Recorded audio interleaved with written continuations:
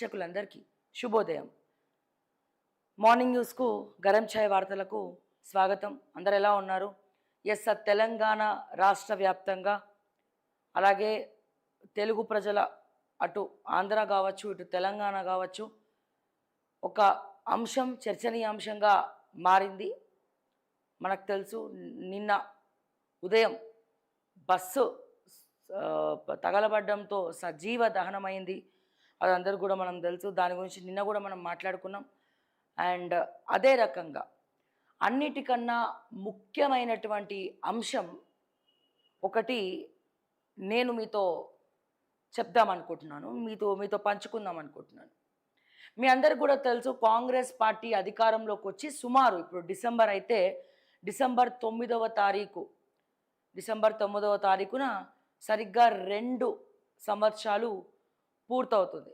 అంటే రేవంత్ రెడ్డి గారు ప్రమాణ స్వీకారం చేసి మన తెలంగాణ 2వ ముఖ్యమంత్రి 2 సంవత్సరాలు కావస్తుంది డిసెంబర్ అయితే మనం ఒక్కసారిగా కాంగ్రెస్ అనగానే గ్యారంటీల కార్డులు గుర్తొస్తాయి, 6 గ్యారంటీలు గుర్తొస్తాయి.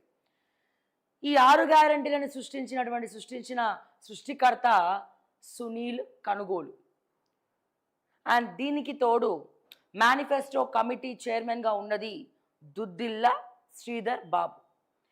ఈ 6 గ్యారంటీలు ఏవైతే ఉన్నాయో, ఈ 420 హామీలు ఏవైతే ఉన్నాయో అవి జరగడం అనేది అంటే దేవుడు ఎరుగనే మనం చెప్పుకోవాలి. మరి ఏంది శ్రావ్య, నువ్వు ఏం చెప్తున్నావు, దేని గురించి చెప్పబోతున్నావు అంటే నేను చెప్పుకుంటూ వస్తున్నాను ఒక్కొక్కటి. సరే, ఏ గవర్నమెంట్ అధికారంలోకి వచ్చినా వాళ్ళు సద్దుమనగనికి టైం పడుతుంది. ఎందుకంటే పూర్తిగా 5 సంవత్సరాలు అయ్యే లోపలనే వాళ్ళు సంక్షేమ పథకాలు చేస్తారు అనుకోవచ్చు, ఏమన్నా అనుకోవచ్చు. అందులో వీళ్ళు ఇచ్చినటువంటి హామీలు మామూలు హామీలు కావవి, అప్పులు కుప్పలుగా చేసి మళ్ళీ ఇంకొక దాదాపు 1,00,000 కోట్లు అప్పు చేస్తే తప్ప వీళ్ళు ఇచ్చినటువంటి 420 హామీలు నెరవేరు. ఆ విషయం ఎప్పుడో చెప్పాము, చాలామంది కూడా చెప్పాము. బట్ బీఆర్ఎస్, ఇందులో కాంగ్రెస్ గొప్పతనం కూడా ఏం లేదు. బీఆర్ఎస్ మీద కోపంతో పబ్లిక్ ఓట్లు కాంగ్రెస్ పార్టీకి గంపగుత్తగా గుద్దిండ్రు. అది కూడా ఒక పెద్ద గెలుపు కాదు.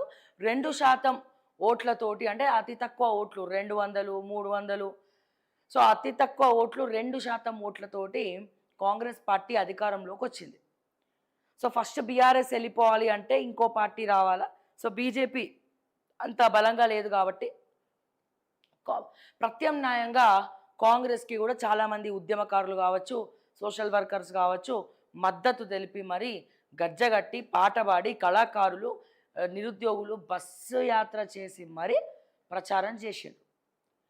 ఇంత ప్రచారం చేసి ఏరి కోరి అప్పుడప్పుడు కేసీఆర్ డైలాగ్ చెప్తాడు కేసీఆర్ గారు, ఏరి కోరి మొగుడిని తెచ్చుకుంటే ఏరి కోరి ఒక సామెత ఉంది కదా, ఏంటది, ఏరి కోరి మొగ్గుడిని తెచ్చుకుంటే ఎగిరెగిరి అన్నాడట అన్నట్టు ఒక సామెత గుర్తొస్తుంది నాకు ఈ సందర్భంగా. అంటే ఏరి కోరి కాంగ్రెస్ పార్టీని అధికారంలోకి తీసుకొచ్చి రేవంత్ రెడ్డిని ముఖ్యమంత్రిని చేస్తే ఎగిరెగిరిది అన్నాడట రేవంత్ రెడ్డి ముఖ్యమంత్రి. ఎవరెవరిని? క్యాబినెట్ మంత్రుల్ని కావచ్చు, యావత్. సరే, క్యాబినెట్ కుమ్ములాటారు కాంగ్రెస్లా, ఈ కొట్లాటలు పంచాయతీలు కొత్త కాదు. కాంగ్రెస్ అంటేనే కొట్లాట, కాంగ్రెస్ అంటేనే పంచాయతీ.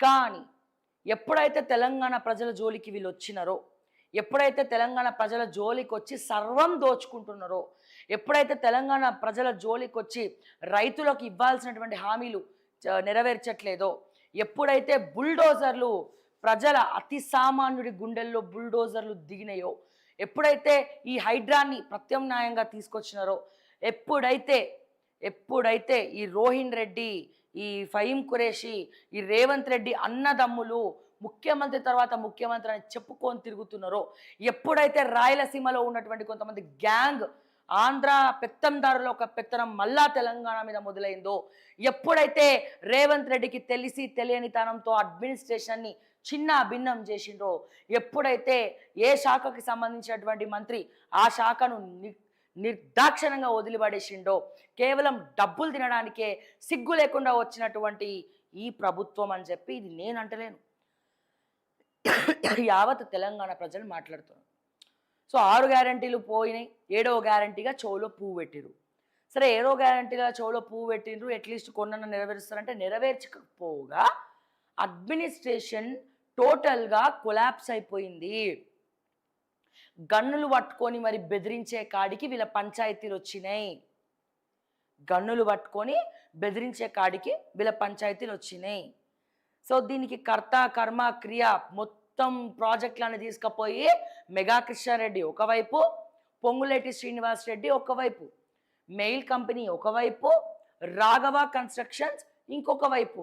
తెలంగాణ అస్తిత్వాన్ని, తెలంగాణ స్థిరత్వాన్ని, తెలంగాణ బంగారాన్ని, తెలంగాణ సొమ్ముని మొత్తం వీళ్ళు సోకాల్డ్ వ్యాపారస్తులు రాజకీయాల్లో వేలు పెట్టి విచ్ఛిన్నం చేసి తెలంగాణని దోచుక తింటున్నటువంటి ఐఏఎస్ ఆఫీసర్లతో సహా వీళ్ళందరికీ బుద్ధి చెప్పాల్సినటువంటి అవసరం ఉందని చెప్పి ప్రజలకు కట్టలు దంపుకున్నటువంటి ఆవేశం వస్తుంది.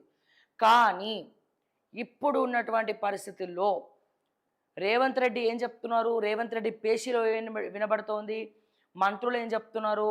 మేము ఒక్క రూపాయి సంపాదించుకుంటలేము, సర్వం ఏఐసిసికి దారదత్తం చేస్తున్నాం, ఏఐసిసికి సోనియా గాంధీకి పంపిస్తున్నాం, మల్లికార్జున ఖర్గేకి పంపిస్తున్నాం, రాహుల్ గాంధీకి పంపిస్తున్నాం, రాబర్ట్ వాద్రాకి పంపిస్తున్నాం అని చెప్పి చెప్పుకొని తిరుగుతున్నారు. కానీ ఇక్కడ సీన్ రివర్స్ అయిపోయింది. సీన్ కట్ చేస్తే ఒక్కటంటే ఒక్క రూపాయి కూడా ఏఐసిసికి ఇవ్వట్లే, మల్లికార్జున ఖర్గేకి రావట్లే, సోనియా గాంధీకి కూడా పోవట్లే. మా పేరు చెప్పుకొని ఈ రేవంత్ రెడ్డి పైసలు సంపాదిస్తాడా? ఎంత ధైర్యం! ఆల్రెడీ కాంగ్రెస్ పార్టీని సర్వనాశనం చేసేసిండు తెలంగాణలో. ఇది రీసెంట్గా ఒక మ్యాగజైన్లో కూడా వచ్చింది. ఒకనొక ఇంగ్లీష్ పత్రికలో మల్లికార్జున ఖర్గే కొంతమంది లీడర్స్ దగ్గర రేవంత్ రెడ్డిని ఉద్దేశిస్తూ, తెలంగాణ కాంగ్రెస్ పార్టీని ఉద్దేశిస్తూ మాట్లాడము మనం చూసినాం. అయితే నేను ఒక్కొక్కటి క్లియర్గా చెప్పుకుంటూ వస్తున్నా ఏం జరుగుతుంది ఫస్ట్ నుంచి అనేది. సో ఎవరికన్నా రేవంత్ రెడ్డి మీద ప్రేమ ఉందా అంటే నాకు తెలిసి ఒక 10-20 మంది. ఒకవేళ రేవంత్ రెడ్డి చుట్టుముట్ట ఎవరన్నా రేవంత్ రెడ్డి జిందాబాద్ అన్నా వాళ్ళు రేవంత్ ముఖ్యమంత్రి అనే గౌరవంతో జిందాబాద్ అనడం తప్ప మనస్ఫూర్తిగా రేవంత్ని నమ్మి జిందాబాద్ అని మాత్రం అనట్లేదు, అనరు కూడా. మరి ఎవరా 10 మంది? వీళ్ళే భజన చేసుకోవాలి. రోహిన్ రెడ్డి కావచ్చు, అయోధ్య రెడ్డి కావచ్చు, తర్వాత ఏమంటారు ఫహీం ఖురేషి కావచ్చు, కొండల్ రెడ్డి, తిరుపతి రెడ్డి, కృష్ణారెడ్డి, ఆ రెడ్డి ఈ రెడ్డి అని మొత్తం రెడ్లంతా గూడుగుటానీలు చేసి తెలంగాణను పల్లి బఠానీలు అమ్ముకునేటువంటి పరిస్థితికి దిగజార్చిరు. ఎంతగానో దిగజార్చిండ్రు అంటే బిల్స్ లేవు, కాంట్రాక్ట్స్ లేవు. అయితే ఇక్కడ రేవంత్ రెడ్డిని ఒక్కడిని అనడానికి లేదు. రేవంత్ రెడ్డి అంటే మధ్యలో వచ్చినటువంటి వ్యక్తి, మధ్యలో వచ్చిన వాళ్ళు మధ్యలోనే పోతారు అనుకుందాం. కానీ బట్టి విక్రమార్క గారికి ఏమైందండి? డిప్యూటీ ముఖ్యమంత్రికి, ఒక ఫైనాన్స్ మంత్రికి ఆయన చదువుకున్నటువంటి చదువు ఎక్కడ పోయింది? ఫస్ట్ నుంచి కోర్ హార్డ్ డై హార్డ్ కార్యకర్తగా కాంగ్రెస్ పార్టీకి ఉంటూ టికెట్లు తెచ్చుకొని మల్లు ఫ్యామిలీ మొత్తం కూడా కాంగ్రెస్ని పట్టుకొని వేలాడి ఇప్పుడు అదే మల్లు ఫ్యామిలీ కాంగ్రెస్ పార్టీకి ముళ్ళుగా గుచ్చుకుంటా ఉంటే బట్టి ఏమైనా తక్కువ చేసిండా? బట్టి ఏమైనా తక్కువ తిన్నాడా? 40% కొంతమంది దగ్గర 50% కమిషన్లు కూడా తీసుకొని వాళ్ళ భార్య చేతిలో దారదత్తం చేసిండు. ఎప్పటి నుంచో వీటన్నిటి గురించి కూడా ఫస్ట్ ఓకే టీవీయే బయటపెట్టింది. ఓకే టీవీయే ఫస్ట్ ఇవన్నీ కూడా బయటపెట్టింది. ఇవన్నీ బయట పెడితే మళ్ళీ మధ్యలో క్యాస్ట్ అని చెప్పి అదని చెప్పి ఇదని చెప్పి మంచి పనులు వేసేటోడికి క్యాస్ట్ గుర్తురాదు, చెడ్డ పనులు వేసేటోడికి మాత్రం ఆ కార్డు ఈ కార్డు అన్ని గుర్తొస్తూ ఉంటాయి. సో బట్టి రేవంత్ కలెక్షన్స్ కింగ్స్ అయినారు, కలెక్షన్లలో నెంబర్ 1 అయినారు. సో ముఖ్యమంత్రి, డిప్యూటీ ముఖ్యమంత్రి ఇద్దరు కలిసి దందాలు చేసుకుంటా, బిజినెస్లు చేసుకుంటా, బట్టి డబ్బులన్నీ తీసుకుపోయి వాళ్ళ భార్య చేత్తో మొత్తం ఫారెన్లు మొత్తం తిప్పించుకుంటా, ఇన్వెస్ట్మెంట్లు తెప్పించుకుంటా. ఒక్కసారి తీయండి దమ్ములుంటే లిస్టు, ఎన్నిసార్లు బట్టి గారి భార్య ఇండియా దాటి వెళ్ళింది, ఎన్నిసార్లు వాళ్ళ ఫ్యామిలీ వెళ్ళి వాళ్ళ ఆస్తులు ఎక్కడెక్కడ ఇన్వెస్ట్ చేసినారో ఇంటెలిజెన్స్ నిఘా పెట్టి మరి చిట్టా బయట పెట్టాలి. సో ఇవన్నీ ఇప్పుడు వీళ్ళు కొట్టుకోవడము, ఈ పంచాయతీలన్నీ ప్రజలకు వెక్స్ అయిపోయి ఉన్నాయి. దీనికి రూపకర్త ఎవరు? రేవంత్ రెడ్డి. రేవంత్ రెడ్డి మాట ఏ ఒక్క మంత్రి వినడు, ఈ మంత్రి మాట రేవంత్ రెడ్డి వినడు. కొట్లాటలు, పంచాయతీలు, రోడ్డు మీద చిల్లర వ్యవహారాలు, దట్ ఈస్ కాంగ్రెస్ పార్టీ అనేలాగా తెలంగాణ ప్రజలు ఎందుకురా నాయనా ఈ కాంగ్రెస్ గవర్నమెంట్ని మనం ఎన్నుకున్నాం అని చెప్పి జుట్లు పట్టుకొని నెత్తులు కొట్టుకునేటువంటి పరిస్థితికి వచ్చింది. సో ఈ విషయంలో ముఖ్యంగా ఏఐసిసి కూడా ఏదో తెలంగాణ మీద ప్రేమతో కాదు, కానీ కానీ ఎందుకు రేవంత్ రెడ్డిని ఇప్పుడు టార్గెట్ చేస్తున్నారు? ఇదంతా కూడా ఈ విషయం చెప్పడానికే ఇదంతా కూడా తెలంగాణలో ఏమేం జరుగుతుందనేది ఎక్స్‌ప్లెయిన్ చేయడానికి నేను ఒక్కొక్క పాయింట్ ఎక్స్‌ప్లెయిన్ చేస్తున్నా. ఈ పాయింట్స్ అన్ని చెప్తున్నందుకు కాంగ్రెస్ కార్యకర్తలు నన్ను తిట్టొచ్చు. కానీ మీరు చూసినట్టయితే ఓకే టీవీలో చెప్పిన ప్రతి ఒక్కటి కూడా వాస్తవాలు. ఓకే. ఈ ఈ ఈ ఈ ఈ ఎప్పుడు కూడా మేము చేసిన ప్రతి స్టోరీ జరుగుతూ వస్తుంది. మేము జరిగేదే చెప్తున్నాం. మాకున్నటువంటి బలమైన సోర్సెస్ ద్వారా తెలుసుకొనే చెప్తా ఉన్నాము. ఇది మాత్రము ఖచ్చితంగా గమనించాల్సినటువంటి అవసరం తెలంగాణ ప్రజలకున్నది. సో నేను చెప్పేది ఏంటంటే అతి త్వరలో రేవంత్ రెడ్డిని ముఖ్యమంత్రి పదవి నుంచి తొలగించబోతున్నది పార్టీ హైకమాండ్.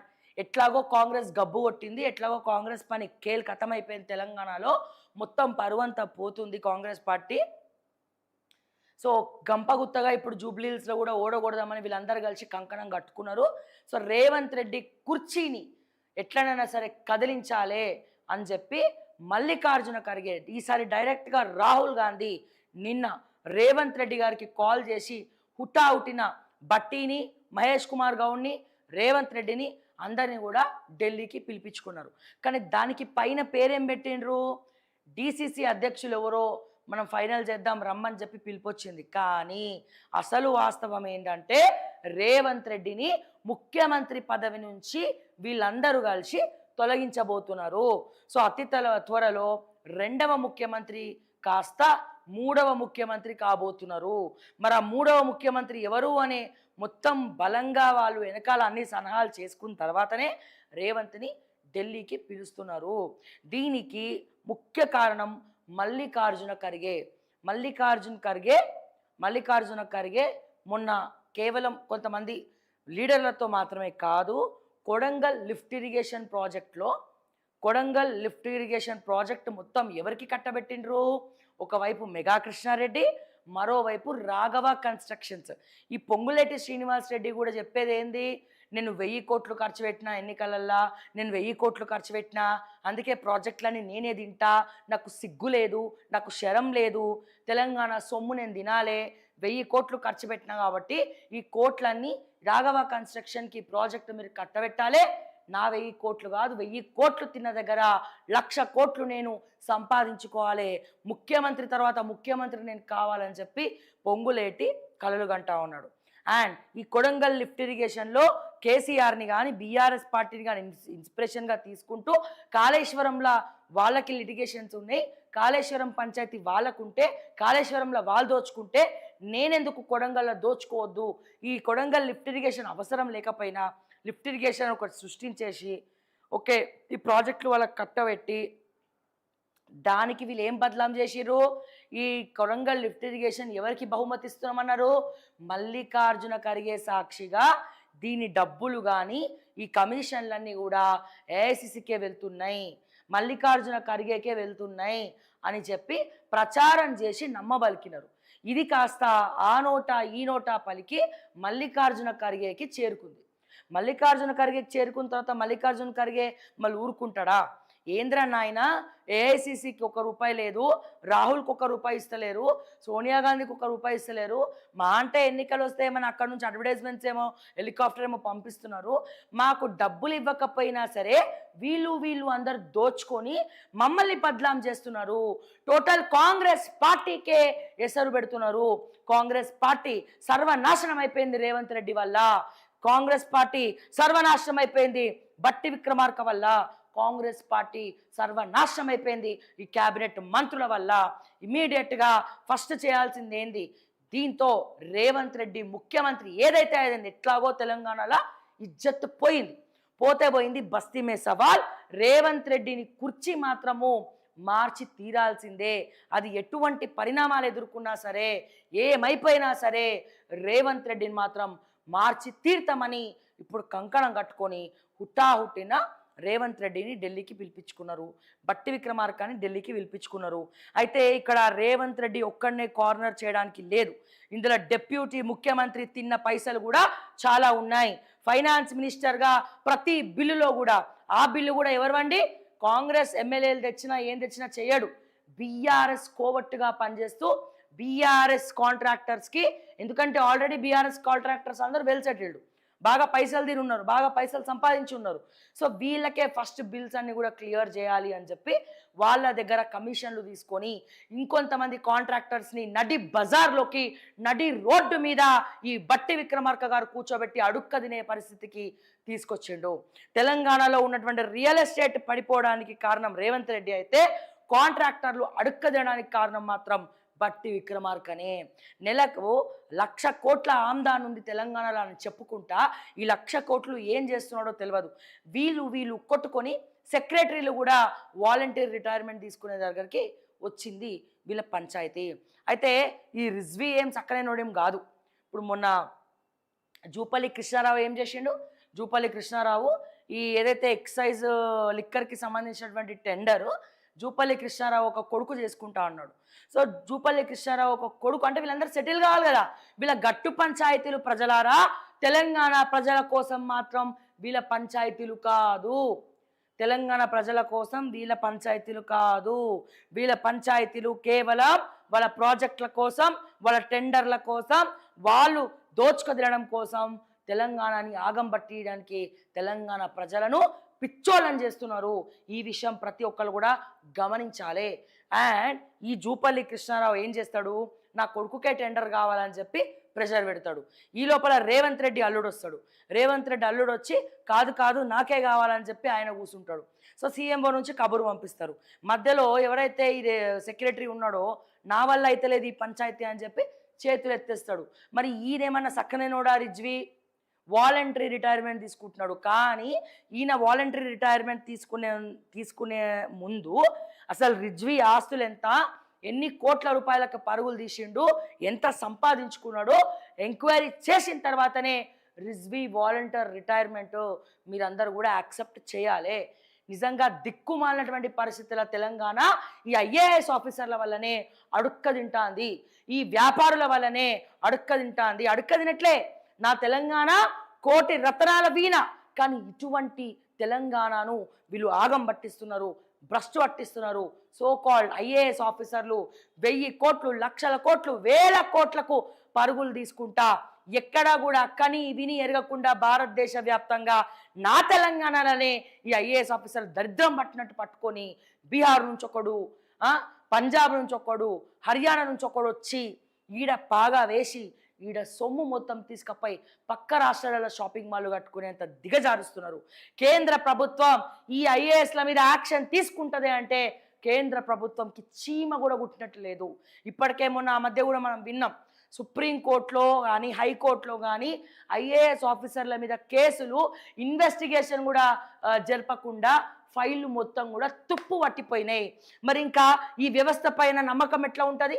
ఐఏఎస్ ఆఫీసర్లే దోచుక తింటా ఉంటే ఈ రాజకీయ నాయకులతోటి, సోకాల్డ్ రౌడీలతోని, సోకాల్డ్ వ్యాపారస్తులతోటి చేతులు కలిపి వీళ్ళు కూడా 5%, 10%, 20% తింటా ఉంటే ఎక్కడ పోతుంది మన వ్యవస్థ? ఎక్కడ పోతుంది మన ఈ సొసైటీ అనేది ప్రతి ఒక్క తెలంగాణ ప్రజలు ఆలోచించాలా. ఇప్పుడు రేవంత్ రెడ్డి నవీన్ మిట్టల్నట తీసుకుపోయి ఇంకొక పేషీలు వేస్తాడట క్వశ్చన్ చేస్తే ఫర్ ఎగ్జాంపుల్. కానీ ఏంది, అక్కడి నుంచి ఈయన గారు మానిటర్ చేస్తారట.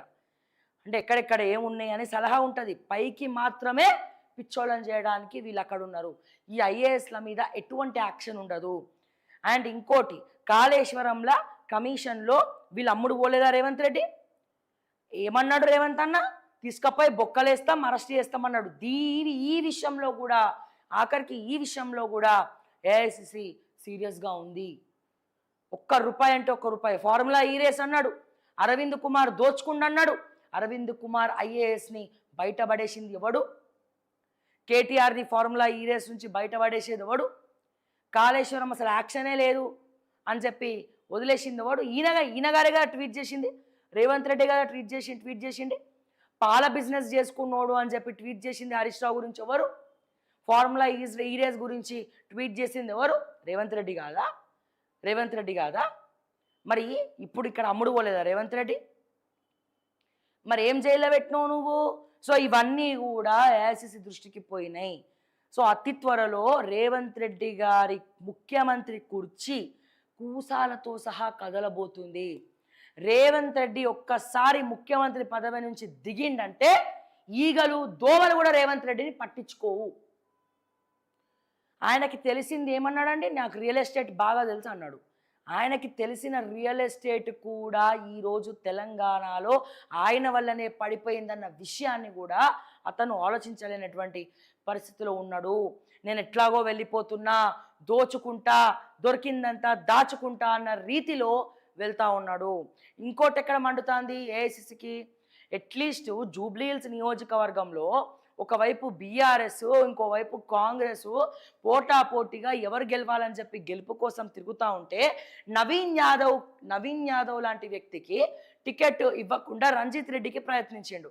సరే రంజిత్ రెడ్డిని పక్కన పడేస్తే అది కట్ చేద్దాం, కానీ అంత పెద్ద నామినేషన్ వేస్తున్నప్పుడు నవీన్ యాదవ్ నామినేషన్ వేస్తున్నప్పుడు కీలక మంత్రులు కానీ ముఖ్యమంత్రి కానీ ఈ నామినేషన్లో పార్టిసిపేట్ చేయలే. ఇక్కడ బీజేపీలా ఒకరికొకరికి పడకపోయినా కొట్లాడుకున్న కిషన్ రెడ్డి, బండి సంజయ్ ఆ క్యాండిడేట్ కోసం నిలబడి నామినేషన్ల ప్రచారంలో పాల్గొని ఇంత చేస్తున్నారు. కానీ మీరేం చేసినారు, నవీన్ యాదవ్ లాంటి వాడు వచ్చి నామినేషన్ వేస్తూ ఉంటే మీరు ముఖ్యమంత్రి కానీ ముఖ్య నాయకులు కానీ రాలేదు అంటే నవీన్ యాదవ్ని ఓడగొడదామనే మీరు ప్రయత్నిస్తున్నారా? ఎందుకు ఏ క్యాబినెట్ మంత్రి, ఏ ముఖ్యమంత్రి కూడా జూబ్లీహిల్స్ ఎలక్షన్ని పట్టించుకోవట్లేదు, ఎందుకు అటువైపు కూడా చూడట్లేదు అని చెప్పి అధిష్టానం ప్రశ్నల వర్షం కురిపిస్తూ ఉంది. సో ఇవన్నీ కూడా లేదు, రేవంత్ రెడ్డి టార్గెట్ ఏదో ఉంది, జూబ్లీహిల్స్లో కూడా నవీన్ని ఓడగొట్టే ప్రయత్నం చేస్తున్నాడు. సో ఈ ఎన్నికల తర్వాతన, ఎన్నికల ముందర, ఎన్నికలు ఉన్నాయని తెలియకుండా సిగ్గు లేకుండా ఎట్లా పడితే అట్లా కొట్టుకుంటున్నారు, మరి చిల్లరోళ్ళలాగా బిహేవ్ చేస్తున్నారు ఈ మంత్రులంతా అని చెప్పి ఏఐసిసి ఇమీడియట్గా హుట్టిన వీళ్ళందరినీ కూడా అక్కడికి రమ్మని కబురు పంపింది. ఇప్పుడు అందుకే ఇమీడియట్గా రేవంత్ రెడ్డి కూడా ఢిల్లీకి వెళ్ళిండు. ఏ క్షణమైనా రేవంత్ రెడ్డి పదవి హూస్ట్ అవ్వడం ఖాయం, 2 సంవత్సరాల కాలం పదవి పోవడం ఖాయం. ఏ డిసెంబర్ 9వ తారీఖునైతే రేవంత్ రెడ్డి ప్రమాణ స్వీకారం చేసిండో ఆ డిసెంబర్ 9 లోప 9 తర్వాత పక్కన పెడితే ఈ నూతన సంవత్సరంలో నూతనంగా ముఖ్యమంత్రి మళ్ళా రాబోతున్నాడు అని చెప్పి ఏఐసిసి వర్గాల్లో చర్చ నడుస్తూ ఉన్నది. ఢిల్లీ సాక్షిగా. సో ఇదంతా కూడా అంటే రేవంత్ రెడ్డి ఒకసారి దీని మీద కూడా సర్వే పెడితే కొడంగల్లోనే మళ్ళా నించుంటే గనక కొడంగల్లోనే ఓడిపోయే పరిస్థితి రేవంత్ రెడ్డికి ఉన్నది. ఎవడి వల్ల? అది కూడా సో కాల్డ్ రేవంత్ రెడ్డి వాళ్ళ అన్నదమ్ముల వల్ల. సొంత ఊరిలా ఒక సర్పంచో ఎవరో రేవంత్ రెడ్డి అన్నదమ్ముల టార్చర్ భరించలేక ఆత్మహత్య చేసుకుంటూ ముసలాయన ఒక రోడ్డు పంచాయతీలో ఒక ఎంట్రన్స్ దారి మూసేసిండ్రు అని చెప్పి ఆత్మహత్య చేసుకుంటూ. మరి ఇటువంటి వాళ్ళు దొరల్ని గద్దెల దింపుతున్న పాలన చేస్తూ ఉన్నాడు. దీనికి మాత్రం ఖచ్చితంగా రేవంత్ రెడ్డి ఈ శాపాలకు కానీ ఈ కర్మకు కానీ ఇంతకింత అనుభవించిన ఆశ్చర్యపోకర్లే.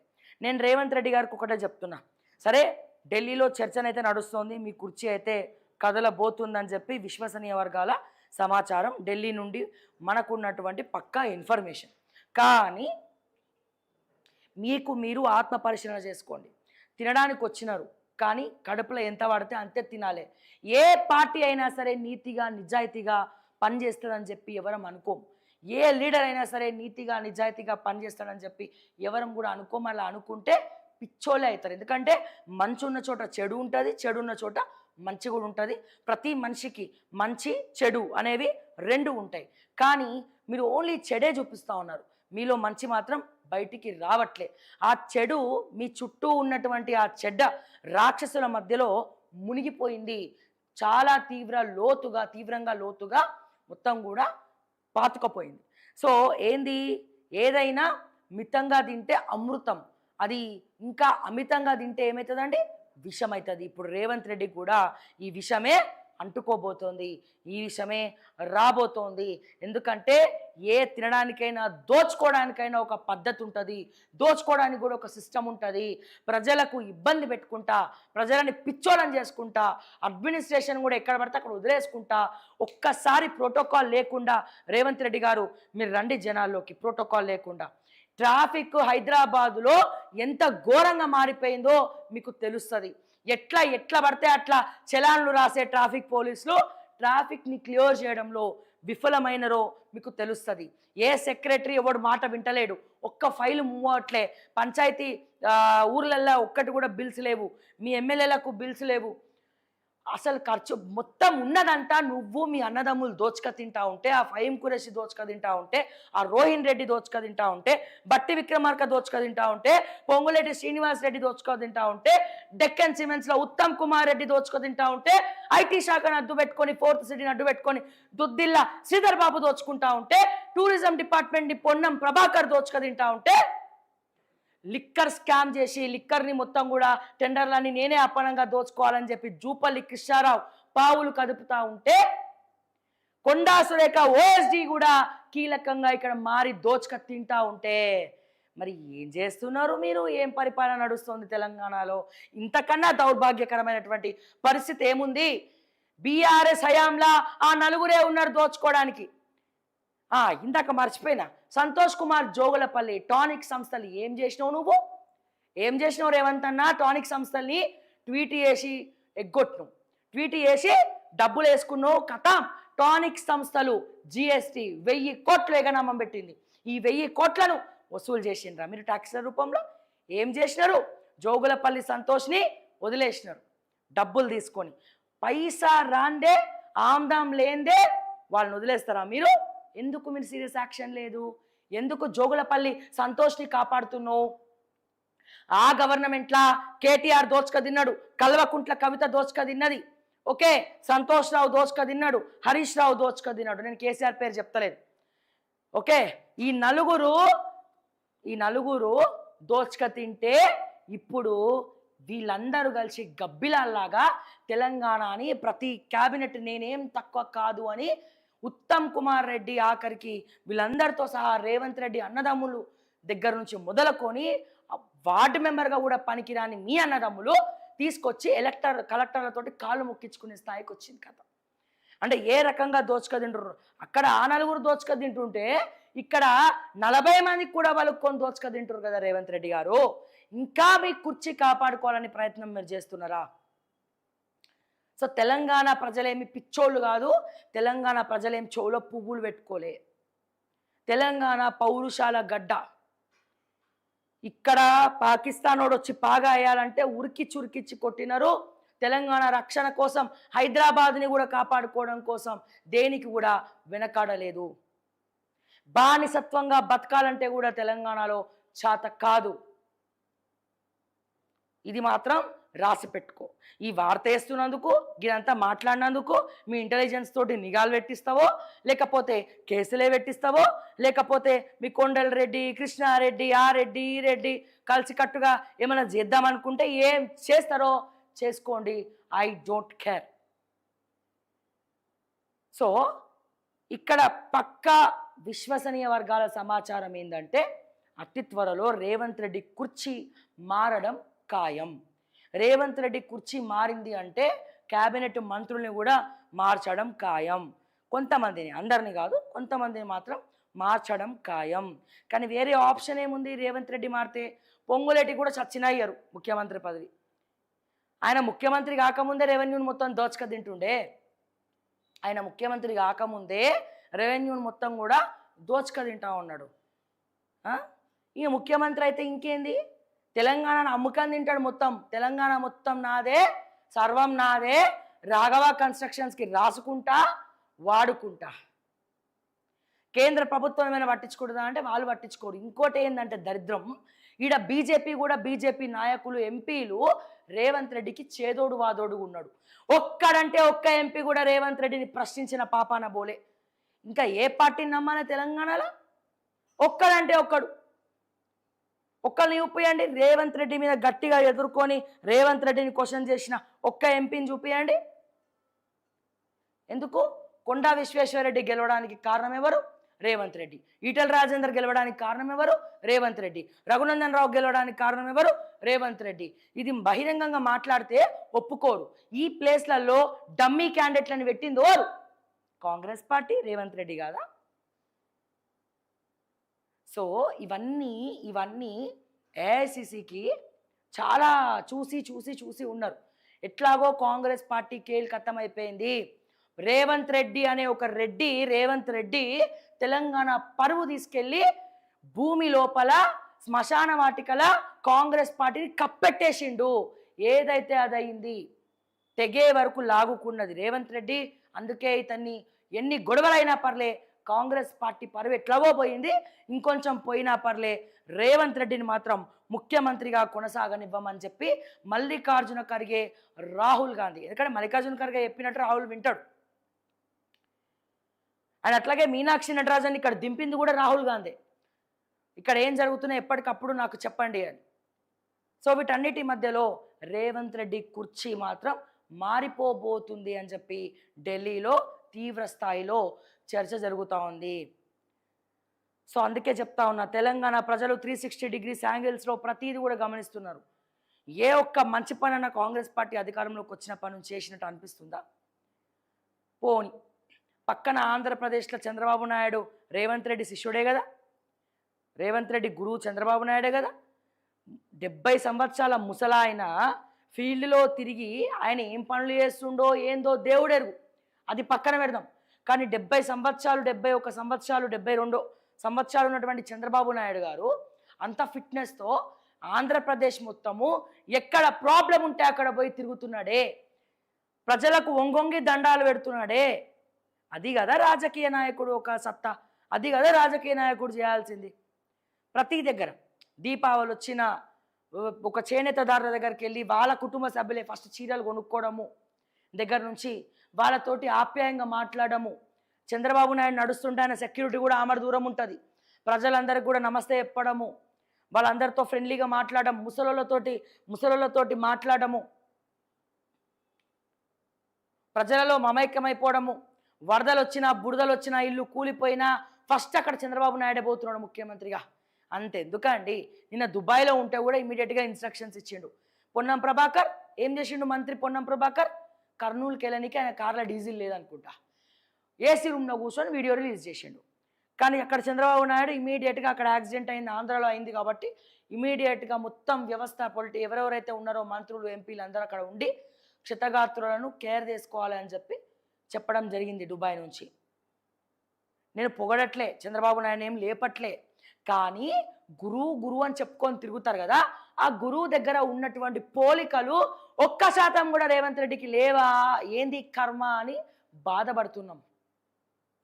నువ్వు ప్రజల మధ్యలో లేవు, నువ్వు మాస్ లీడర్వి కావు, నువ్వు సోషల్ మీడియా స్టార్వి, ప్రజల మధ్యలోకి రావు, భయమా? ప్రజల మధ్యలోకి రానికి, ప్రజా సమస్యలు తెలుసుకోవడానికి భయమా? ఇన్స్పెక్షన్లు చేయడానికి భయమా? ఇక్కడ హైదరాబాద్ మునిగిపోతా ఉంటే బోధన ఎమ్మెల్యే బర్త్డే పార్టీకి పోతావు.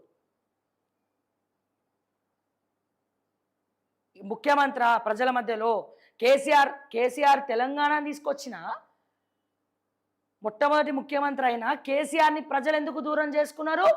దానికి ఒక్కటే ఒక రీజన్, వీళ్ళకు అహంకారం మితిమీరిపోయింది, పాయింట్ నెంబర్ 1. కానీ దానికంటే ముఖ్యంగా ఏం చెప్పాలా, ఏ రాజకీయ నాయకుడైతే ప్రజల మధ్యలో తిరగడో, ఏ రాజకీయ నాయకుడైతే ప్రజలకు సమయం ఇవ్వడో, ఆ రాజకీయ నాయకుడి జీవితం మొత్తం కూడా సర్వనాశనమే. ఇది గుర్తుపెట్టుకోవాలి ప్రతి ఒక్క రాజకీయ నాయకులు. ఎప్పుడైతే కేసీఆర్, మీరు అబ్జర్వ్ చేయండి, 2018, 2019 వరకు కూడా గెలిచిన తర్వాత కూడా కేసీఆర్ గారు జనాల మధ్యలో ఏదో ఒక ప్రోగ్రాంలో పార్టిసిపేట్ చేయడము, నవ్వుకుంటూ మాట్లాడడము, ఓకే, అన్ని మీటింగ్స్ పెట్టడము, మంచి స్పీచ్లు ఇవ్వడము, సినిమా ప్రోగ్రామ్స్కి కూడా అటెండ్ అయ్యి ఆయన మాండలిక భాషను ఉపయోగించడము, అప్పటి వరకు బాగానే ఉంది. ఎప్పుడైతే 2018 దాటుతుందో అప్పటి నుంచి కేసీఆర్ని ఫామ్ హౌస్కే పరిమితం చేయడము, సో కాల్డ్ పక్కన ఉన్నటువంటి కుట్రదారులు కేసీఆర్ని తాగించి దాంట్లోనే ఊరించి బయటికి రాకుండా చేసిర్రా, ఏం చేసిరో తెలియదు. కానీ కేసీఆర్ పట్టించుకోవట్లే, ఆయన గజ్వేల్ నియోజకవర్గంని కూడా పట్టించుకోవట్లేదు, ప్రజల మధ్యలో లేని నాయకుడు, ఫామ్ హౌస్కే పరిమితమైండు, కొడుకేం చేసినా పట్టించుకోవట్లే, అల్లుడేం చేసినా పట్టించుకోవట్లే, బిడ్డేం చేసినా పట్టించుకోవట్లే. ఇదే సంతోష్కి ఒక వజ్ర ఆయుధం అయిపోయి ఇంకా దోచుకుంటూ వెళ్ళిపోయి సోమేష్ కుమార్తో చేతులు కలిపి చాయ్ బిస్కెట్లు కూడా 2 కోట్లు వేయడానికి కారణమే కేసీఆర్ గారి కొంప ముంచింది. ఈ ఎమ్మెల్యేల ఆగడాలు పెరిగిపోయినాయి, యాక్షన్ లేదు. ఈ విషయం మాట్లాడితే బీఆర్ఎస్ వాళ్ళకి మండుతుంది, కానీ ఉన్నది ఉన్నట్టు మాట్లాడొద్దు. భజన చేసే భజన ఆ శ్రీధర్ ప్రసాద్ రెడ్డి లాంటోడో లేకపోతే వీళ్ళ సోషల్ మీడియాలో భజనలు చేసి చప్పట్లు కొడితే కేటీఆర్కి ఆనందం. అంతేగాని ఎక్కడైతే తప్పులు జరిగినాయో దాన్ని సరిదిద్దుకునే ప్రయత్నం ఇంకా కేటీఆర్ చేయట్లేదు అంటే మీరు అర్థం చేసుకోవచ్చు. అంత పెద్ద మనిషిని తెలంగాణను తీసుకొచ్చినటువంటి తెలంగాణ సాధకుడు ఎవరెవరన్నా కాదన్నా చరిత్ర పుటంలో కేసీఆర్ పేరు, తెలంగాణ ఉద్యమకారుల పేరు చిరస్థాయిగా నిలిచిపోతుంది. అటువంటి కేసీఆర్ని తెలంగాణ ప్రజలు దూరం చేసుకోవడానికి కారణం ఒక్కటే, కేసీఆర్ అనే 3 అక్షరాల పదం 4 కోట్ల జనాభా మధ్యలో లేదు. పదం కాదు, మనిషి లేడు, ప్రజల మధ్యకి రాలే, ఏ ప్రోగ్రామ్స్ అటెండ్ అయితలే, ఎవరిని కలవట్లే. ఇదే ఆయన ఓటమికి తొలి మెట్టు. దాని తర్వాత అహంకారం బయటికి వచ్చింది. సో ఇప్పుడు ఏదైతే కేసీఆర్ చేసిండో అది అంతకన్నా దారుణంగా రేవంత్ రెడ్డి చేస్తున్నాడే, అంతకన్నా దారుణంగా చేస్తుండు. ఇంకా ప్రజలు మిమ్మల్ని ఎట్లా ప్రేమిస్తారు? ప్రజాక్షేత్రంలో ఏ నాయకుడు లేకపోయినా ఎలా ప్రేమిస్తారు ప్రజలు మిమ్మల్ని? సో రేవంత్ రెడ్డి గారి కుర్చీ మార్గం మాత్రం ఖాయం అని ఢిల్లీలో తీవ్ర స్థాయిలో చర్చ జరుగుతూ ఉన్నది. ఈ డిసెంబర్ తర్వాత, డిసెంబర్ లోపల, ఎన్నికల తర్వాత, నవంబర్ 14 తర్వాత ఏమైనా జరిగే అవకాశాలు, తీవ్ర పరిణామాలు జరగబోతున్నాయి. ఇది మాత్రం ఖచ్చితంగా గుర్తుపెట్టుకోండి. ఏ నాయకుడైనా ప్రజల మధ్యలో ఉంటేనే వాళ్ళకి సెక్యూరిటీ, ప్రజలే వాళ్ళకు వజ్రాయుధం. ఏ ప్రజల మధ్యలోకైతే ముఖ్యమంత్రో రాజకీయ నాయకుడు రాలేదో, ప్రజలతో బాండింగ్ తెగిపోయిందో, విపరీతమైనటువంటి పదవి అనే మత్తులో ఊగుతున్నారో, అహంకారం కళ్ళు నెత్తికెక్కిందో, పొగరు ముక్కు మీదకెక్కిందో, ఆ ప్రజలు ఆ నాయకుడిని ముఖం కూడా చూడవు. ఓడిపోయి ఇంట్లో కూర్చున్న తర్వాత ఈగలు కూడా వాళ్ళ చుట్టూ వాలవు. అటువంటి పరిస్థితి వీళ్ళు తెచ్చుకున్నారు ఆల్రెడీ. తెచ్చుకుంటున్నారు కాదు, తెచ్చుకుంటున్నారు. ఇప్పుడు అదే బీజేపీ కూడా ఫాలో అవుతుంది. అందరు ఇట్లనే ఫాలో అయితే రేపటి రోజున ఎవడో ఒకడు వస్తాడు, తెలంగాణని ఏల్తాడు. ఆ రోజు కూడా అతి త్వరలోనే ఉందని చెప్పి ప్రతి ఒక్కరు కూడా గమనించుకోవాలి దయచేసి. సో మొత్తానికి రేవంత్ రెడ్డి గారు ఇప్పుడు ఢిల్లీలో మొత్తం అందరినీ కూడా అక్కడ ఢిల్లీకి రమ్మని చెప్పినారు. అక్కడ వాళ్ళ ఇక్కట్లే వాళ్ళు పడుతున్నారు.